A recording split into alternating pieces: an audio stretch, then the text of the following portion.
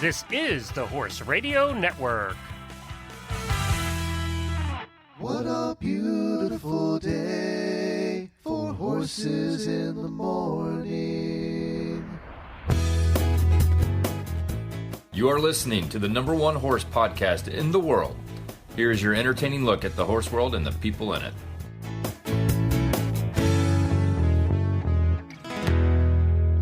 I'm Glenn the Geek from Ocala, Florida, and you're listening to Horses in the Morning on the Horse Radio Network for Tuesday, June 30th, episode 3985. Good morning, Horse World. Well, it's the 5th Tuesday of the month, so normally we would be dark today. However, I've gotten several requests recently from people who have never heard my favorite episode of all time, live from Graceland. Way back in 2011, we were invited to do a show at Graceland. We spent a few days there and did hit them live from the aisle of the barn with the Graceland horses looking over our shoulders. They even ran internet lines all the way from the house, and the coolest part is we got to speak with Alene Alexander. She was the barn manager for Graceland for 30 years. She knew all the stories of Elvis and his horses. And I know many of you have heard this, so you can just skip ahead till tomorrow. Jamie and I will be back with a brand new episode. For those that haven't, I hope you enjoy this look back to 2011 when we got to spend a couple of really cool days at Graceland. At Graceland in Memphis, Tennessee, and you're listening to Horses in the Morning on the Horse Radio Network for Friday, June the 10th, 2011, episode 160, sponsored by Kentucky Performance Products. Good morning, Horse World. Well, as I said, I'm live from Graceland, home of one of the most recognized men that ever lived. In 1954, he began his singing career with the legendary Sun Records right here in Memphis, which Jennifer and I are hoping to go see here before the weekend's over. And in 1955, his recording contract was sold to RCA Victor. In 1956, he was an international sensation.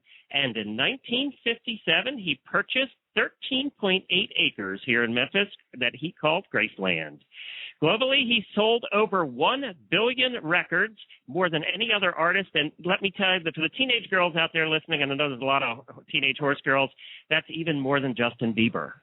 Justin Bieber has not even sold that many yet, so that gives you an idea. He starred in 33 successful films. He made history with his television appearances and specials.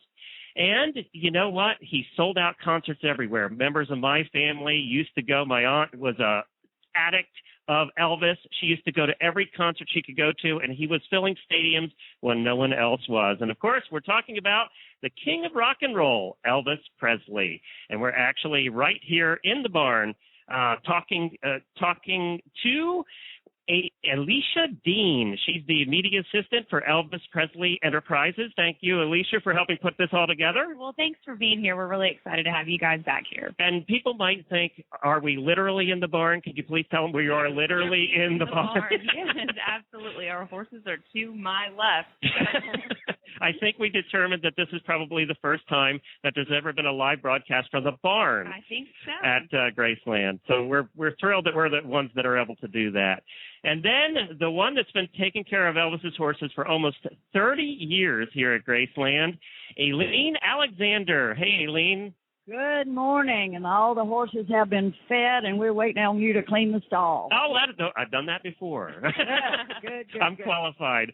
Although, I have to say that you have one of the cleanest barns, and I'm not just saying this. We've been in a lot of barns. We travel a lot.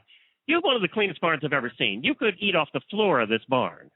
Well, you know, it's Elvis's barn, and we have a lot of people who come to visit this barn, so I just think it needs to be that clean. All right, now I am going to say one thing. Your horses have to be the most spoiled horses in the United States. Let me tell you, they are very well taken care of, and they are very healthy. Well, these 4 horses are never ridden. They have a job, and their job is to recreate the scenes in the pasture when Elvis was here. And Elvis would look out the window from upstairs at Graceland and see them playing, and he would say, it's a beautiful thing. And so that's their job, is to play and rear up and buck and take a nap in the pasture and do all the things that the horses did when Elvis was here. And the 4 we have right now do the best job of that I've ever seen. We have Candy, who is an old man, and he just sort of keeps the peace in the pasture. He's 20. And Tucker, who is 16, and he sort of hangs out with Candy. But then we've got 2 kids that play all the time.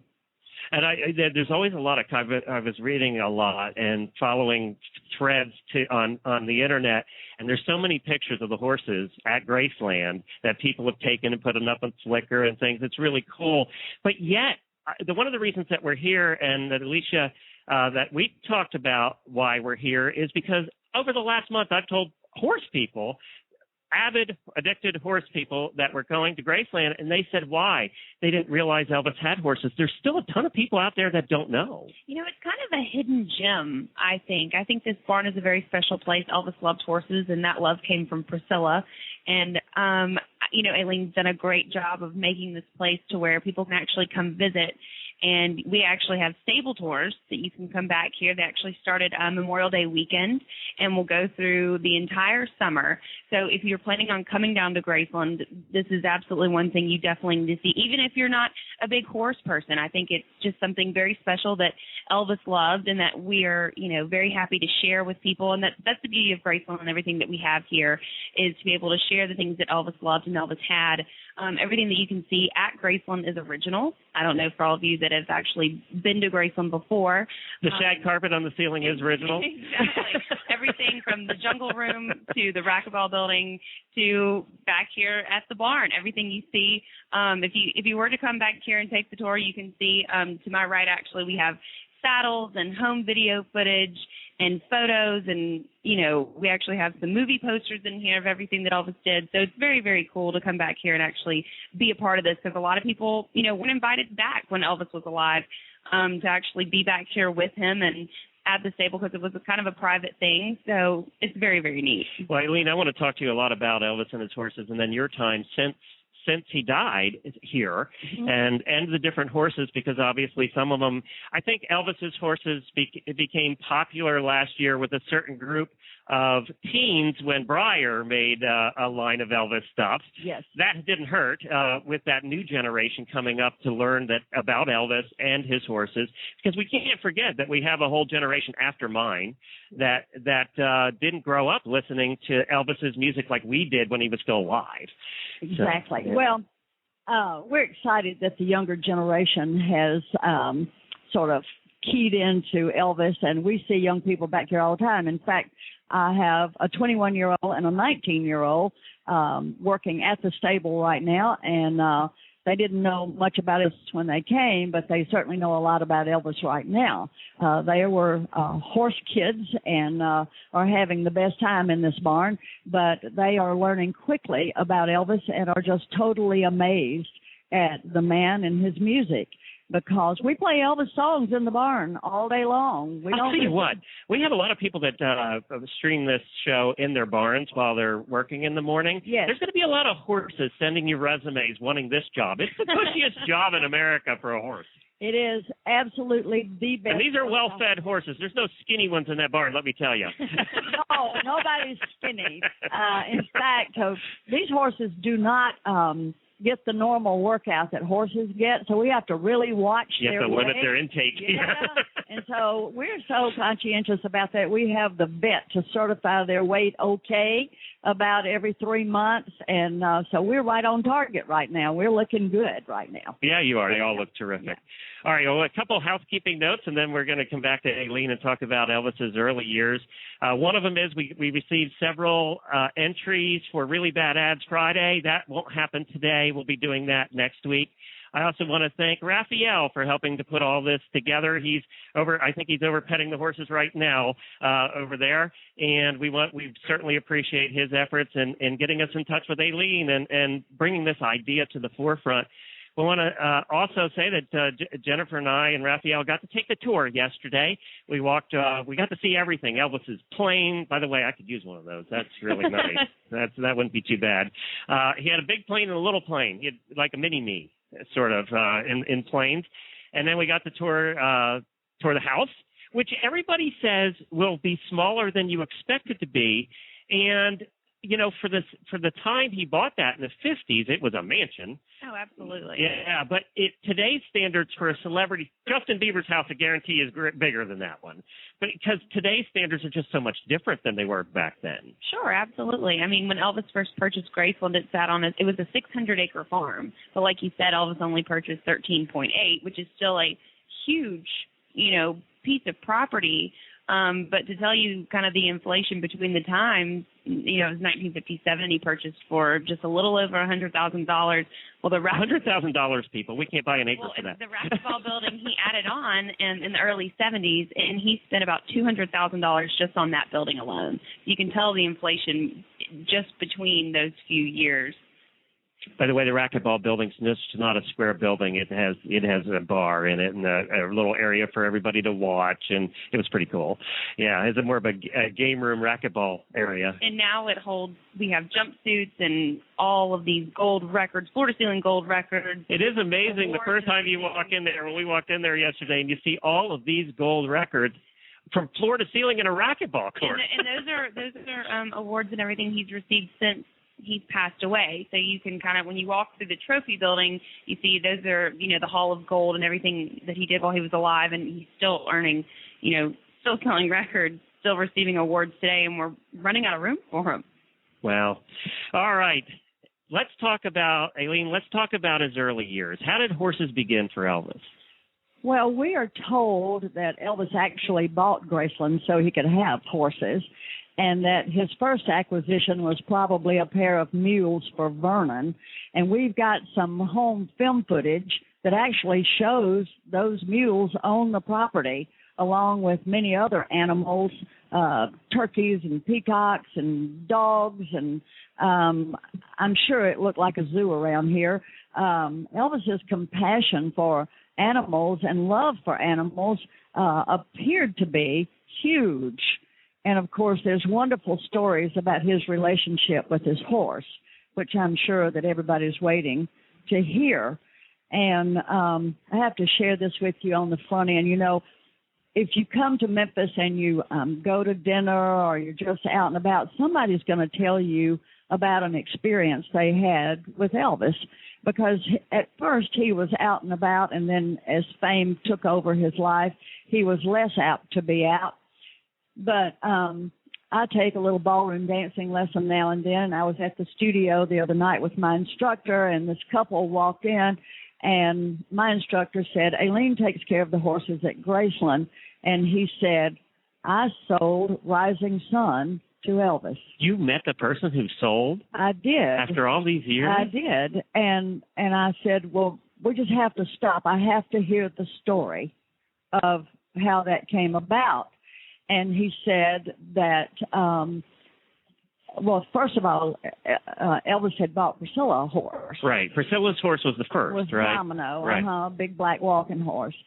Had she ridden before? Was she the rider and the horse lover, or do we know? You know what? I don't know. I think she sat beautifully on a horse and rode extremely well, very confidently, and still does.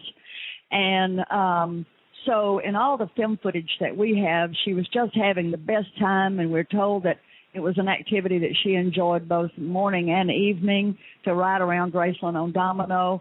And she shared with me that Elvis had an experience with a horse on a movie set that sort of concerned him a bit, and he was not real anxious to get a horse until he realized her pleasure that she was having. So he let it be known that his choice of horses was a Palomino, and the search started. So apparently there were 3 gentlemen that were notified to attempt to locate this horse, and they did, and understand that Elvis did not go out to see Rising Sun, but Priscilla went out to see Rising Sun and decided that this might be a horse that Elvis would love. So he told me that they brought Rising Sun to Graceland for Elvis to have private moments with because let's face it, Elvis had an image to protect. And, when you're that famous, you're not going to get on a horse and get thrown off or get hurt. And so he was very careful with his approach to this horse. Well, we all know the rest of the story. Those two bonded very quickly, and Rising Sun was a true golden Palomino. You might be interested to know, for horse lovers, the Quarter Horse Association did not change his name, and if you're looking for registration information, his name was Midget's Bandy. Oh, Rising Sun's much better.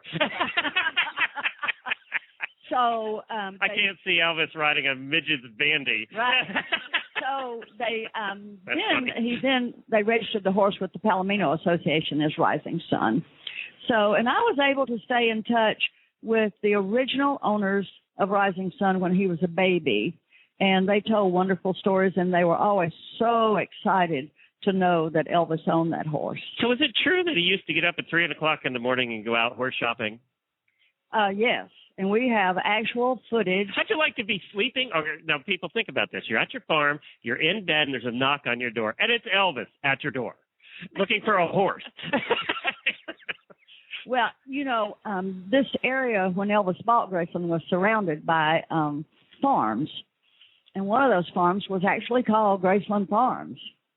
And Elvis used to go over there a lot, and at all hours of the day and night, and mostly at night, to look for these horses. And we have footage of the effort to drive around Memphis and locate this horse.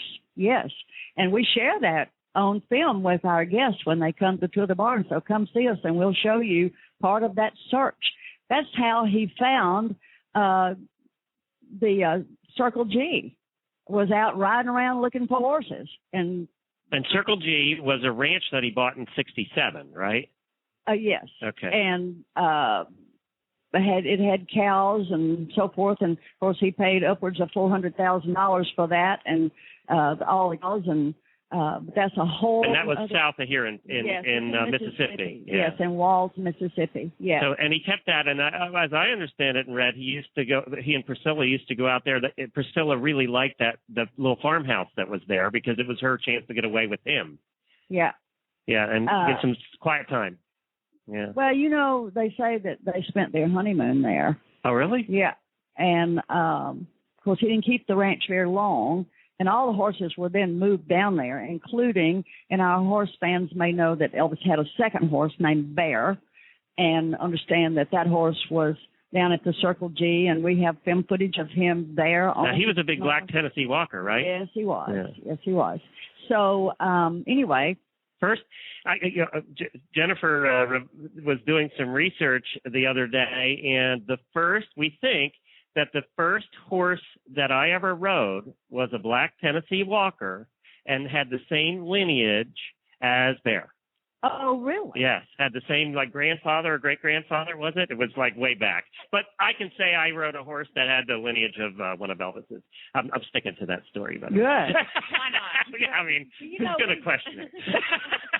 We spent years trying to keep that lineage running here at Graceland, and now so many years have passed that we are down to trying to maintain the image of the horses that were here. And, of course, we keep a black Tennessee Walker here, and we keep a Palomino here all the time. Tucker's a ham. Tucker does not. We were out visiting all the horses yesterday. Tucker's the Palomino that they keep here with the beautiful mane and everything. And we were petting the other horses. Tucker was beating on his dog going, "Hey, I'm down here." Yeah, very jealous, and he's very deceiving because he looks very passive and sweet, and then all of a sudden that little attitude comes up of hey, you've left me out. All you people who are working in the barn right now, you know that. You pay attention to one, and then three others need your attention. So we have that here at Graceland too. Yeah, and they're all very sweet, and they all know what treats are. I can guarantee you that all of them were looking in my pockets yesterday. Well, you know, our horses think people are horses. They don't know what humans really are. So when our guests come, we allow them to feed them apple treats that we keep on hand here. So when you come into our barn, it's kind of like children. What did you bring me? What have you got? You know, they're very anxious to check you out. Yeah, they're very sociable. You can tell they've been around a lot of people. Yes. That's no question about that. So he had, do we know what the most number of horses he had at any one time was? We're just checking records, and we think that 17 was the number. We're not sure. Apparently, 1967 was the year of the horse around here because our records show the purchase of many horses during I was that time. looking at that. They have a logbook that Yes. and this was all like in a matter of a short period of time. He bought a ton of horses. Yes.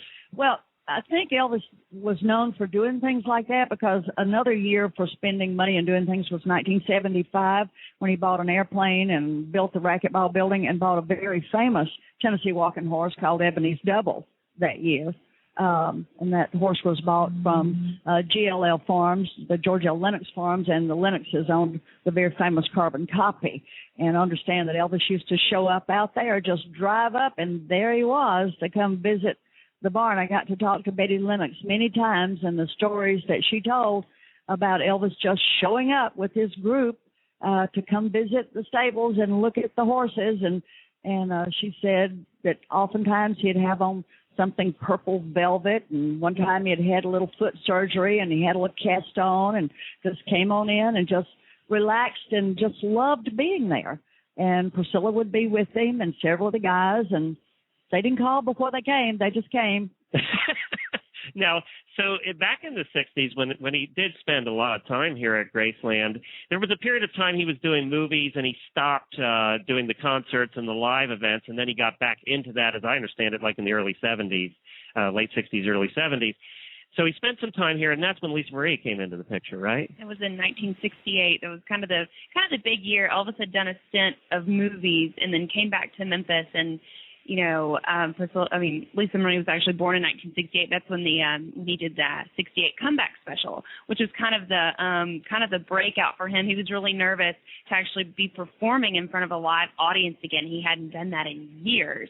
He was very, very nervous. It's hard to think about Elvis nervous performing. Exactly. You know, he'd been doing it at that point for 15 years. Exactly. So now if you watch the 68 comeback special, it's kind of like it was the first, MTV Unplugged from what we have now. So, he was obviously an innovator in what he's going to do. Obviously, he was one of the first movie star to actually make $1 million on a movie. So Elvis was the big person of first. He was probably one of the first people to actually buy an airplane that he just completely redid all for himself. And, what Alene said when he bought 17 horses. I mean, can you name someone who bought 17 horses back then? But he wasn't just doing it for himself. He loved giving. Apparently he bought a lot of horses for other people. Exactly. Yeah. He loved being able to give people things. And people tell stories today how they would be window shopping for a car. And if Elvis was there, he would go up and purchase that car for them right on the spot. So he was a very generous person, and was also known for giving a lot of money to charity. I know that he actually wrote $40,000 worth of checks in one day to give to local and national charities. And that's something that people take away from the tour because they didn't realize or didn't know how charitable Elvis actually was. So that's a really neat thing to kind of look at when you're coming through Graceland to see, Elvis, was very successful, but he also liked to give back because, he is the rags to riches story. I know I read one story, and I don't know if it's true or not, but they said that they said in the day back in the 60s, if you worked here, he bought you a horse whether you wanted it or not. I believe it. Well, Jerry Schilling tells funny stories about going out to buy those horses. Explain to everybody who Jerry Schilling was. Jerry Schilling was a very close friend to Elvis and was also part of the very famous Memphis Mafia that traveled with Elvis, and I guess in those days known his entourage. His entourage, yeah. And so Jerry was the test pilot for all the horses. Elvis would make Jerry ride the horse before he bought it. I don't know. And, of course, we get some funny stories that if the horse threw Jerry off, Elvis probably bought that horse. So that's funny. The buying of those horses, and, of course, if you got a horse. Everybody trying out horses, by the way, would like to have a test pilot along. Exactly.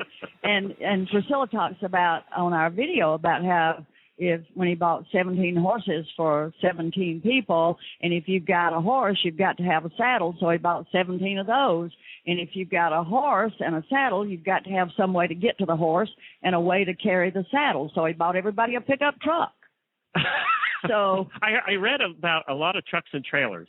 Yeah. There were a lot of trucks. Yeah. Did he keep those all here, or were they down at the farm? I think maybe down at the farm, because when they sold the farm, it was a real effort to get that equipment sold, and part of it was moved back to Graceland, and the favorite horses were moved back to Graceland at that time. So he was the kind of guy that kind of went overboard with everything he did. He did it to the extreme and to the max. Absolutely. Yeah. Absolutely. He didn't buy just one car. There were many cars and many motorcycles. But that's kind of what made him Elvis. I mean, that's what he wanted to do. And like I said, if I had Elvis money, I probably would do that too, to be honest with you. Jennifer had 50 horses. Well, not only was he giving, but he was always a kid. He just played jokes on people. And of course, the most famous horse joke that we talk about all the time, and it's on our video, is when he brought Lisa Marie's pony into the den. And Lisa Marie's pony had a cute name. What was the name? Mariah. Yeah. Little Shetland pony, and she was adorable. And so Elvis takes her into the den, and as Priscilla says, not recognizing indoors from outdoors, she just did what came naturally, and that grandma really lowered the boom on Elvis's head. I've always said I would pay dear money to hear that lecture. Probably the only woman who ever spoke truthfully to Elvis Presley, about his jokes. And but anyway, he just would get the biggest charge out of doing those kinds of things. But he had a nice view out the back of the house to the pastures and to where the horses were. Yeah, absolutely. I mean, like I said, if you've never been to Graceland, you think, wow, it's in Memphis, this big city. But when you come to Graceland, it's very tranquil. I cannot tell you, we're in the middle of Memphis here. There is stuff all around us. Exactly. This has been built up around here. It looks like any other area that has a tourist attraction at it. And we are in the barn, and you don't hear a road. You don't it's hear quiet car. as could be back you can hear here. The birds chirping. There are houses behind the fence behind us about 200 yards. You hear nothing back here. It's so cool. I think Elvis loved that so much about, being at Graceland and being home. This was his home. He had multiple houses in Florida and California, and like I said, he spent a lot of time out there, but he just looked forward to being in Memphis and being at home because this is where he could actually be himself and get away from the press. And at the time, I guess you would call them paparazzi, even though they didn't probably think they were. But this was his place to actually, call home. Alene, there are a lot of barn managers cleaning stalls right now that are going, not only do the horses have it good, you've got it pretty good, too, as a barn manager job. This one's not bad. Well, it is unique, to say the least. Now, you don't get to ride the horses, though, so that's kind of a negative when you're a horse person. Well, but do you have your own? I do not have my own. But you used now. to show and I everything, did. too. I had you were a horse pageant person. in 1978. Yeah. And was teaching school, and in 1982, Graceland opens. Being an Elvis fan, couldn't wait to get here. All school teachers have 2 jobs, so I hired in as a tour guide in 1982 and found 5 horses in need of some special attention. So I gathered up all my horse credentials and went straight to the CEO and said, you need some help with your horses, and I can help you. And so the rest is history. I've had these horses ever since. There were 5 when Elvis passed away, including Rising Sun, still here.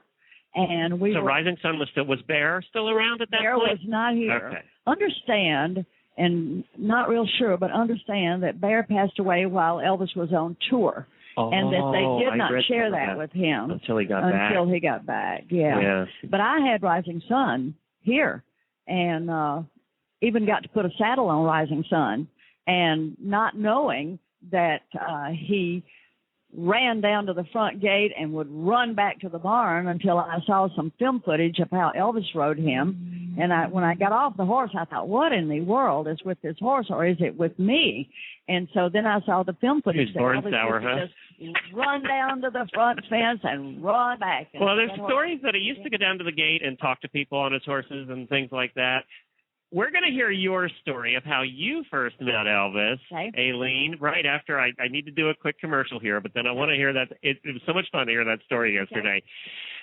So this show today is sponsored by Kentucky Performance Products. All horses have individual nutritional needs, and we know that meeting them can be challenging. It doesn't matter if you're a professional horseman or a weekend warrior. You want to provide the nutrition necessary for your horse to thrive. If your horse is sweating, he needs Summer Games electrolytes. Originally created for horses competing at the Olympic Games, this formulation is a combination of minerals similar to the levels typically lost in sweat.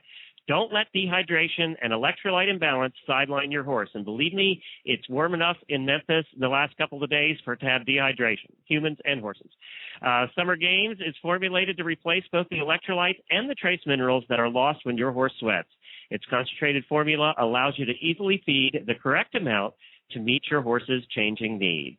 Help your horse beat the heat with Summer Games electrolytes. You can learn more about Summer Games at kppusa.com and all of their other products as well at kppusa.com. All right, so yesterday you told me how you first met Elvis. You have to tell us that story. Okay, I lived in Memphis and was teaching school from Memphis City Schools back about 1966, 67, somewhere in there. And all of us who lived in Memphis, we were always very aware of who lived at Graceland. And I didn't know when he was at home or not, except occasionally a radio station would go, "Welcome home, King. We're glad to have you back in Memphis after your tour." And so all of us who lived here would know that when those gates, those famous gates to Graceland, were opening, that there was an outside chance that either Elvis was down there or was about to drive out the gate and so forth. So one afternoon, I realized that the gates were opening, and I was first in line of the traffic. So I put my car in park in the middle of Elvis Presley Boulevard, left it running, left my purse in the car, grabbed a piece of paper, ran through those gates, and the traffic was beginning to screech and scream behind me, and everybody was jumping out of their cars and headed into those gates. Because all you of a started sudden, a stampede. Oh, my gosh. It always happened. It was just I was the lucky one to get through that day. So there was Elvis, bigger than life. Oh, my gosh. He was just beautiful. And he backed up against the fence, and he said, "Don't hurt me, don't hurt me." And I... Now, this is a guy, by the way, with a black belt in karate. Right. Yeah. So I handed him a card, and he signed it, and he handed it back to me. And when I turned to leave, there must have been 1,000 people on the lawn. And, of course, Elvis Presley Boulevard was blocked completely with the traffic. And people always ask me, "What did you say?" And I couldn't even breathe, let alone say anything. I just took my card and turned around and went back to my car and just sat for a moment and went, "Oh, my God, I was right in Elvis Presley's face." I hope you still have that piece of paper. I do. Okay. It's framed, and it's hanging in the CEO's office here at Graceland. And I thought that was something that needed to be shared, and that's a great place to share it, is in his office. So, yes, it's still available for you to see, absolutely. But was a really, really unique experience to see him up close. And if you're wondering what he looked like up close, absolutely beautiful skin, gorgeous tan, beautiful teeth, gorgeous blue eye, everything. And the sideburns. Oh, I don't know. I just saw his eyes and his face. You know, he was just absolutely everything. You would have been one of those girls in the front row screaming. I right? would. I would have been right there screaming. Yes, How old were you then? Do you remember? Oh my! Well, you were gosh. driving, so. Well, I was in '65. I was about 24. Okay, so Yeah. you were right. You were old enough to know what was going on. Yeah. To know what was going on. Well, I had been an Elvis fan. I remember when those 45s came out with his picture on the front, and the hound dog and Don't Be Cruel, and you listened so carefully to see if you could hear him breathing in the song. And there were articles. Well, I was probably just the biggest teenage Elvis fan ever. There was an article written in a magazine one time that his favorite pie was an apple pie, and I thought, "Oh my God, if I can bake that apple pie and get it to him, then I will be the one," you know.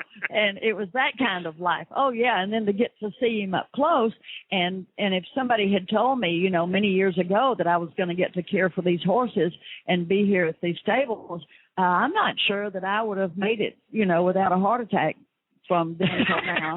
So now, was it known, Alene, back then that he had horses? Were horses a part of what was in the news back then? We knew that he had horses because in 1978, when I had a world champion and they interviewed me and said, "What are you going to do now?" I just said, "I'm going to go to Graceland and take care of Elvis's horses," not knowing that I would ever And get that was to like do a that. year after he died. That was the year after he died, yeah. And I had no idea that would ever that just made good conversation because I was from Memphis, and they all laughed and said, yeah, right, And here we are, 29 years later, still taking care of Elvis's horses. Yeah, it's a wonderful job. I think a lot of people in Memphis knew that Elvis had horses only because Elvis loved his fans, and if he knew people were down at the front gate, he'd go down there, hop on a horse and come down there. You can actually see a picture of it in the exhibit we have down here, and you can see him. He would sign autographs for fans. Elvis loved his fans, and he very much appreciated them, so he would give back. He wasn't the kind that would just, stay away, and he knew he was a person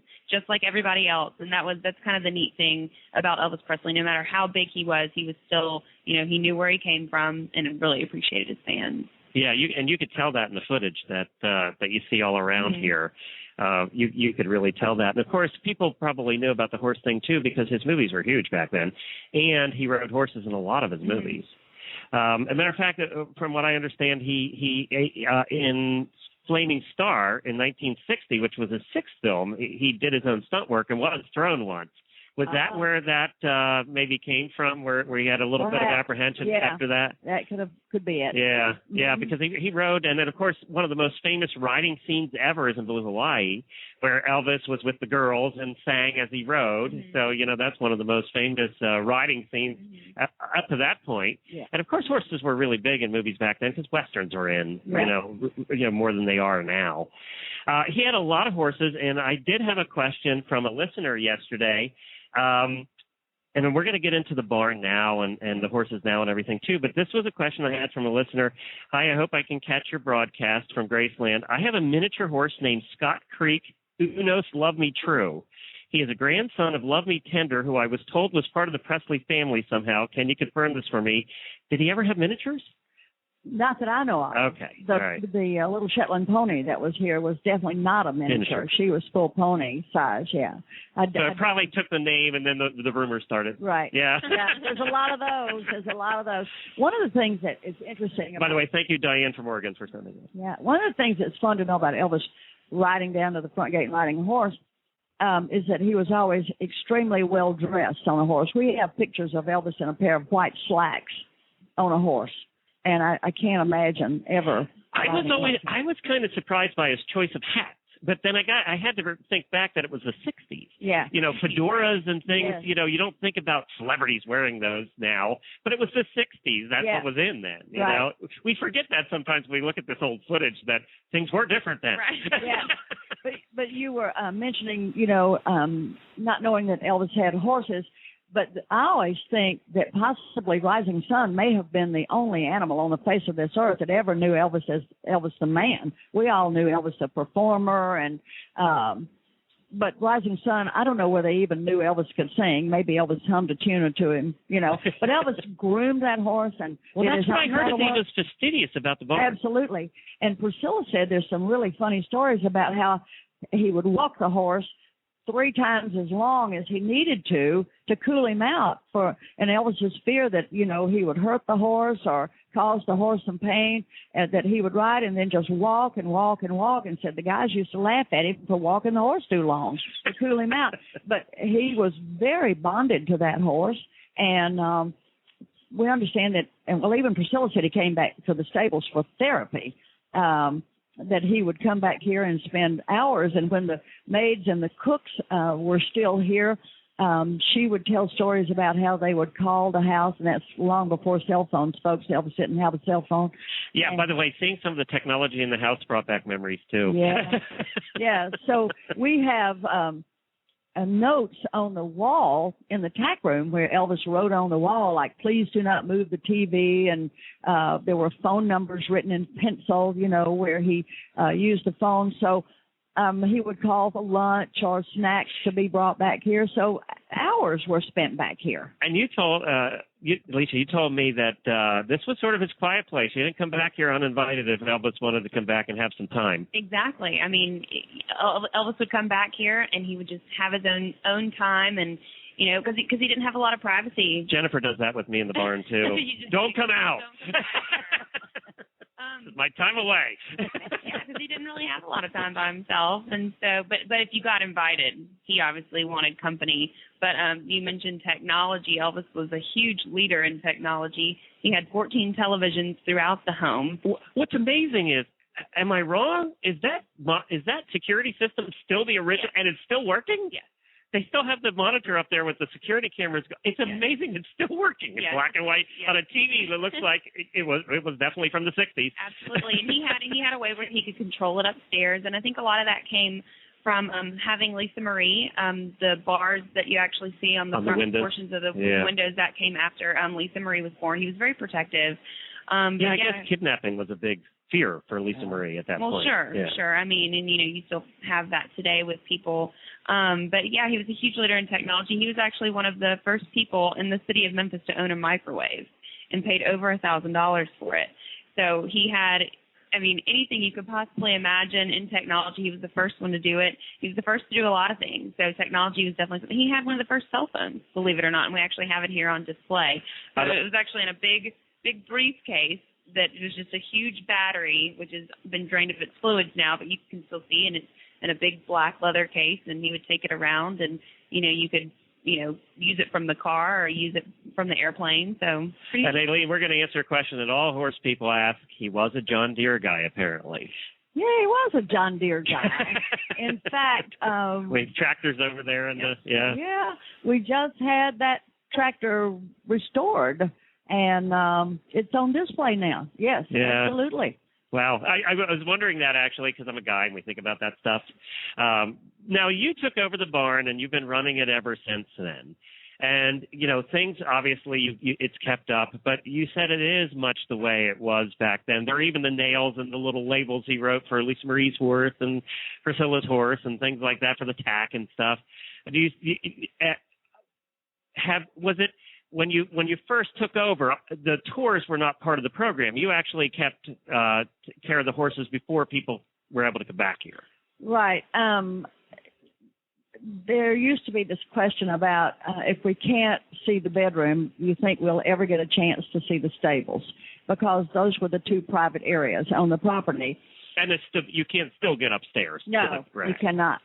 But, Graceland has always been a very mysterious place, and that's part of the fun of wondering what is back there or what is in that bedroom or where is Elvis on that property, the mystique of looking over that fence. And, of course, we've tried to, keep some of that because that's Graceland. And so when Priscilla... And that's why there's so many rumors that he's still alive. It's all your fault, Alene. Oh, no. I wish. He's hiding back here in the barn someplace. I wish. I'm sure we missed out on some beautiful music because he went away so early. But 2 years ago, Priscilla became very involved in the rescue program. Yeah, tell us about that. Okay. There's always been horses here, and there were 5 horses. Was it in his will, or what? Was there just a conscious decision made to keep horses here?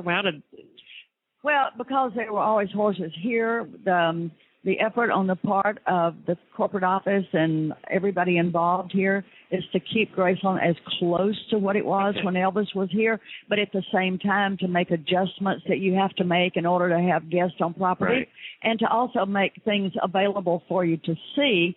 That's going to change things a little bit. Right. So it took about 27 years for us to get the barn so that we felt good about having guests back here. It's still a working barn. We're doing the same things back here now that Elvis did. We're feeding horses, cleaning stalls, grooming horses, and turning them out to pasture and calling the vet and the farrier. Everything that he did, we're doing, except for riding, of course.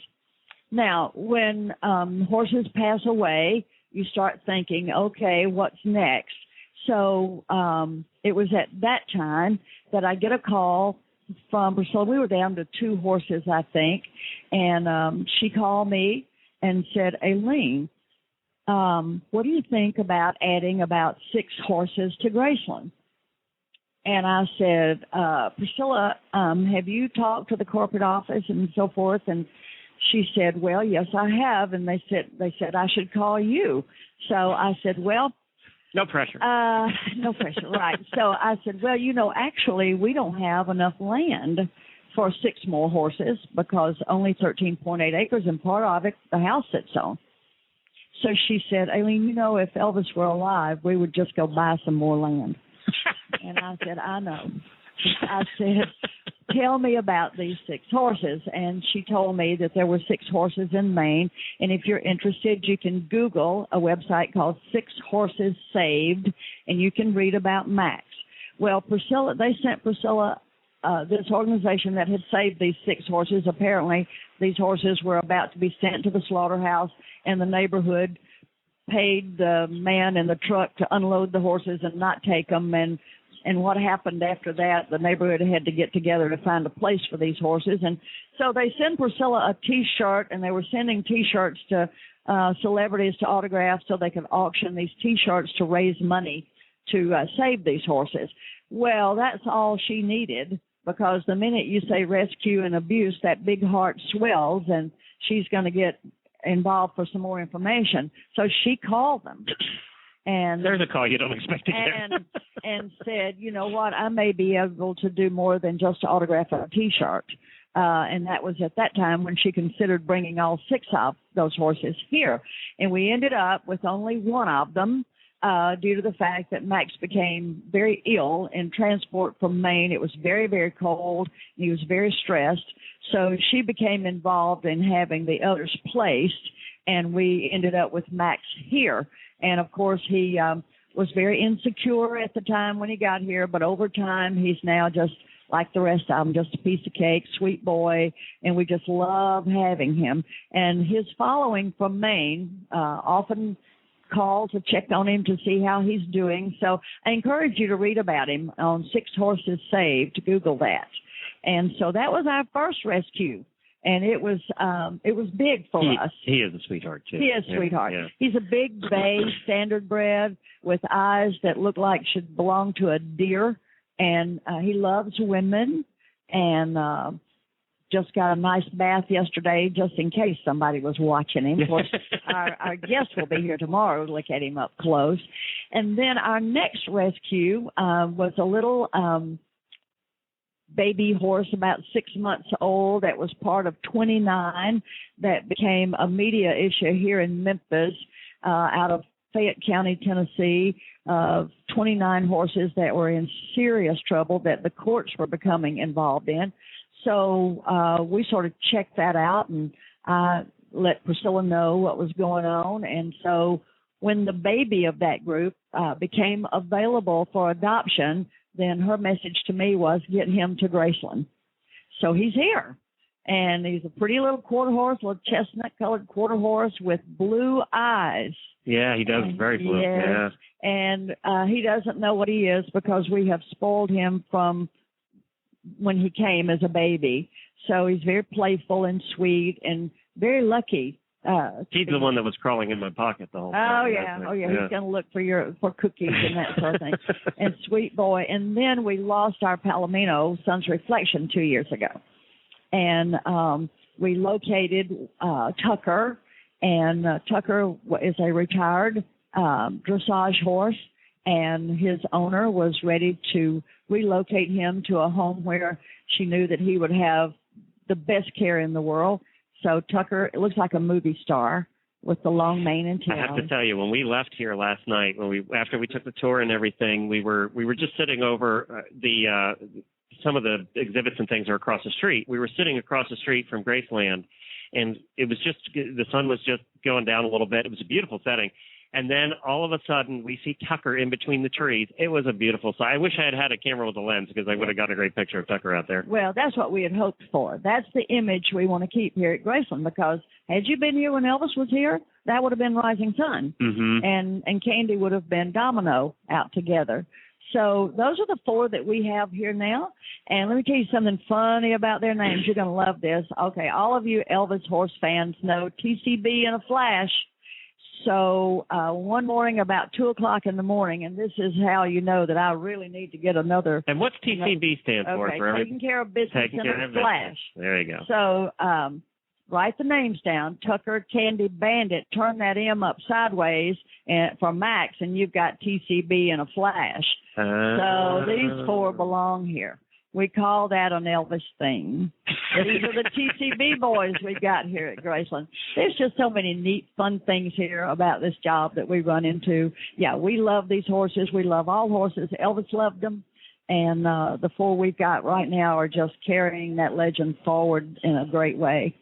How many visitors come to Graceland each year? Do you know? We average about 600,000 visitors that come That's through a few. Graceland every year, and they come from all over the world. About 20% of those visitors are international, and it's amazing to me because Elvis never performed. I didn't know that till yesterday. Yeah, he only performed 3 shows in Canada, and that was it. So The rest were all in the United States. The rest were all in the United States. You would think that as popular as he would head toward the world, you know, and I was so shocked to hear that.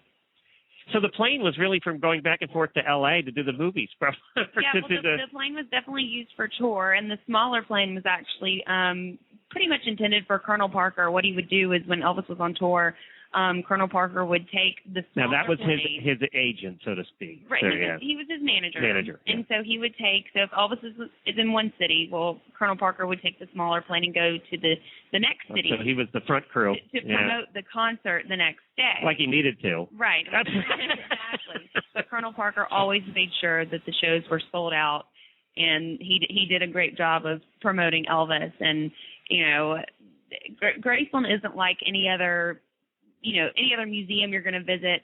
It is on the National Historic Homes, but when you walk through there, you're not seeing plexiglass. You're actually in the room. Right. And that's really hard to find in an historic home. So, you know, you might want to come in and it feels really homey. You might want to feel like you can sit down on a couch. You can't do that, but it's actually really neat because you can walk through the rooms and actually, you know, get to experience what Elvis did. And not a lot of places get to do that. So I also think that's a really neat part of the tour and the experience here. So you're not just going to take away, you know, knowing facts about Elvis. We want it to be an experience for you. So anybody that hasn't come to Graceland yet, you really need to come out and see what we have to offer. Boy, and the 60s are reflected in the billiard room. Oh, when you walk into the billiard room, you know you're in the 60s for sure. It's about 450 yards of fabric that took about 4 men 3 days to hand pleat all these individual pleats that are in the ceiling on the wall. It's bizarre. It is, but it's great. It's so eclectic, and that's who Elvis was. All right, I have to ask. This is a personal question. I might get kicked out of here for bringing this name up, but did he ever run into the Beatles? Because obviously the Beatles were as popular as he was. Well, they're not quite as popular, but they were very popular. It's funny that at the same time. That. Elvis actually met the Beatles once. Oh, really? It was actually, yes, and we actually are doing an exhibit with the Beatles Museum in Liverpool right now. Oh, wow. It's actually going to open, I think, in September, and it's going to kind of go through, you know, when Elvis met the Beatles and having, you know, they were actually very influenced by Elvis. They were huge Elvis fans, and, you know. Yeah, because they started after him. Right. And so from stories that I've heard, you know, they were just really kind of taken back when they first met him. I don't really know a lot of the details. Me a lot too. of people don't really know the details. There weren't many people with them when they met. I believe Priscilla was there, and she actually, you know, has some probably really cool stories to tell. But yes, Elvis did meet the Beatles, and part of the exhibit that's going to be over there is some clothes and some music and a couple other extra things that we are going to keep top secret until it actually opens. Okay. So the barn here, how many stalls? We have 10 in the big barn, and then Elvis had a smaller barn that's just, you can see if you come back here, you pass by it as you get off the shuttle, but that also had about 4 stalls in it. And then the area where we're located right now, when Elvis had the barn, had some open air stalls where you just could come into a stall like a tie stall to saddle up and that sort of thing. But, we have about 10 stalls in this barn. By the way, you have... Excuse me, you have a wash stall that is the envy of any horse girl in America. It's its own wash building. Yes. Yeah, that's not too bad. Well, no, it's wonderful. And well, let me just say this about the people at Graceland. You know, when I mentioned to them that the horses need care, you know, they think sometimes I ask for things that are ridiculous, but they have always been very kind to these horses. So if you're wondering if the people who have to decide what they spend money on are hesitant to spend money on these horses, they are not. They kind of look at me like, are you kidding? You know, sometimes. But these horses have excellent care, and the money that is spent on them is very carefully chosen, but at the same time never refused. So the wash house floor is actually the same drain and floor system that Dr. Moore used for his cows when he built Graceland. And the rest of the building was... Before Elvis? Yes. Oh, wow. Yes. So back about 1984, 5, 6, somewhere in there, we built the wash building, yes. Oh, that's cool. And it looks like the barn. It does. It kind of a mini version of the barn. Yes. It's another mini-me. Yes, yeah. It is. It's beautiful. This barn is fabulous. Overhead in the stall area where our horses stay is a big hay loft where they used to store loose hay, if you can imagine, unbaled hay. So we're very insulated, very cool, and very warm. Yeah, I mean, it's probably approaching 90 degrees here right now, and it's nice in the barn. Yeah, it's beautiful in great, here. We're not sweating at all. No, and of course all the horses have misting fans on their stalls and box fans on the inside, and so whatever it takes, that's what they're going to get. And they come in early in the morning and go out in the afternoon. So if you want to see our horses, you're going to have to come see us on the weekend in the summertime and come visit us back at the stable. And the tours run on weekends for the barns? Yes, absolutely. And on special weekends like the 4th of July weekend, it'll be open, I guess, Friday through Sunday, and then on Labor Day weekend will be open all weekend. So in the wintertime, the barn's closed? Yes. Okay, for tours? Yes. It's not closed. So we're closed open for tours. Memorial Day through Labor Day. Okay, great. And of course they can, is that part of a separate ticket? Is it a separate ticket? Okay. It is, but you can purchase tickets on Elvis.com, or if you don't want to do it online, you can just show up here and buy a ticket for the same day tour. By the way, people, Elvis only has like 3.5 million fans on Facebook. So, and he's been not here since 1977. Not too bad. Not too bad. So I have one other question, and then I want to ask you if you want to say anything else, because we've got about 5 minutes left. So the Queen has a taster. Do the Elvis's horses have a horse taster, to make sure the food's all okay? No, but we keep a sharp nose going. We smell of everything to be sure. I mean, it's not uncommon to see all of us bury our face in a flake of hay to be sure that there's no mold or anything in there. And if in doubt, it's got to go. We don't dare take a chance. And I'm sure there's a veterinarian on call for Graceland. Absolutely. All the time, and it's really unique. Elvis had such clout, and any time he called, somebody would come running, and it's still here. I can call the veterinarian and tell her that I need her. Well, you don't want to be the one responsible for killing one of Elvis's horses. Well, it's so funny, if it were my personal horse, you'd say, well, I can get to you maybe early in the morning, but not today. And my farrier might say, well, Alene, tape that shoe back on and I'll get to you tomorrow. But this is Graceland. They come right on out. I'm sure they do. Yes, they do. And I even had one of the feed companies come out and analyze our feed and what we were doing to be sure that we were right on target with vitamins. And of course, we've had the soil tested by the Extension Center for the pasture, and we are very careful with the seed that we use. Oh, it is just... Oh, I'm telling you, your horses are not malnourished. No, it's not a problem. No, You're going to get muzzle soon. Well, it's just, like you said, the best job. And of course, the unique experience back here is the relationship I have with Priscilla through the horses. And believe it or not, she'll call once in a while, not to say, how are you, Alene, but how are the horses? How are the horses standing this heat? And then she'll go, well, how are you standing the heat? But she always asks about the horses first. But and that's a really neat friendship by way of the horses. And of course, when she comes to visit Graceland, she always comes back here to see about them. And pets and loves she won't clean a stall yet, but she will. Pet and love, but I can't get her to clean the stalls yet. But she's apparently that's our next job, Jennifer. Yeah. That's our pay for being here today. Well, thank you so much, everybody. Thanks, Rafael, for helping put this together. I want to thank Alicia. We've been going back and forth for months. I had to cancel, and then you guys so we finally got it together. And actually, I'm glad we did, because it's beautiful weather, and it's just the perfect time to be in Memphis.